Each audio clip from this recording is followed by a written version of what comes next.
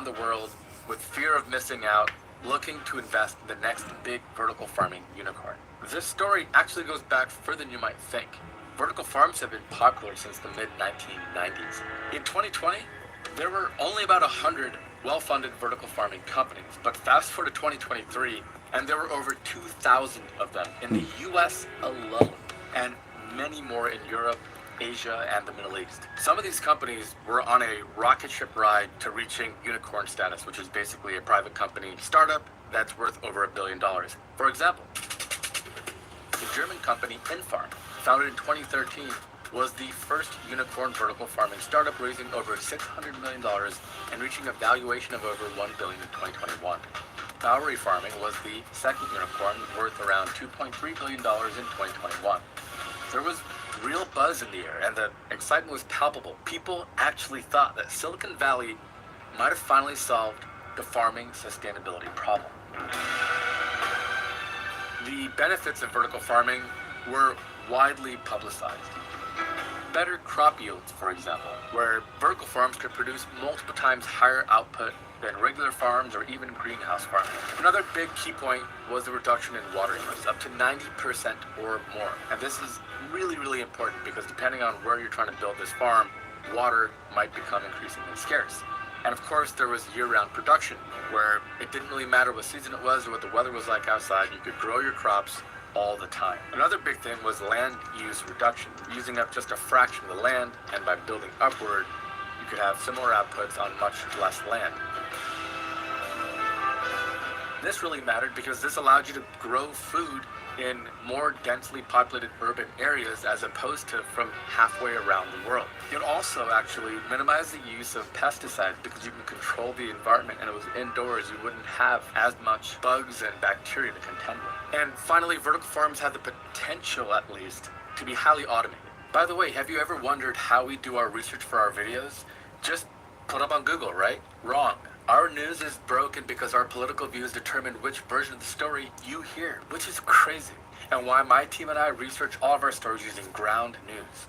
Check this out. This is what I found when researching a recent video on Boeing and the 737 MAX. Using ground news, you can quickly see who's covering this story, which way they lean, and see how there's uneven coverage, and a blind spot for left-leaning publications. You'll see amazing metrics too, like coverage details, bias distribution, publication factuality, and ownership.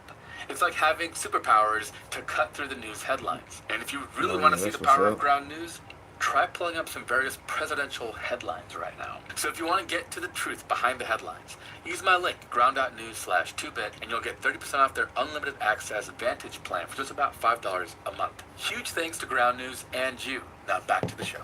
That was the promise, but the reality, unfortunately, is starting to sink in. In 2023, impatient investors started dropping out of the market, and we'll get to why they did in a minute. Venture capital investment fell from $2.1 billion in the first 3 quarters of 2022 to just $275 million in the same period in 2023, a drop of almost 90%.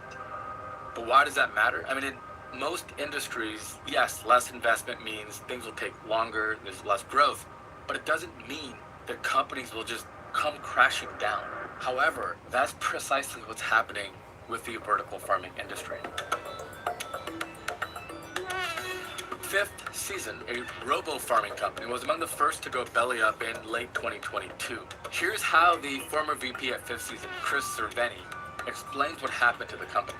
We had tech investors in Silicon Valley, and they had expectations of how fast things were going to come out. Everybody was pulling back, so the funding was not readily available. Also, the burn in vertical farming is very high. But that was only the beginning. All major players were failing. In March 2023, Upward Farms, which had raised almost $150 million and had broken ground on a new 250,000 square foot vertical farm in Pennsylvania in 2022, announced it would cease all vertical farming operations. Also, New Jersey's Aero Farms, Kentucky's App Harvest, and Planted Detroit all filed for bankruptcy. Infarm, the German unicorn, also closed operations in Denmark, the UK, France, the Netherlands, Germany, completely exiting the European market. Calera, the company with the most vertical farms around the world, also filed for Chapter 11 bankruptcy in April. And one of the biggest of all, Bowery Farms, took a heavy blow to its valuation.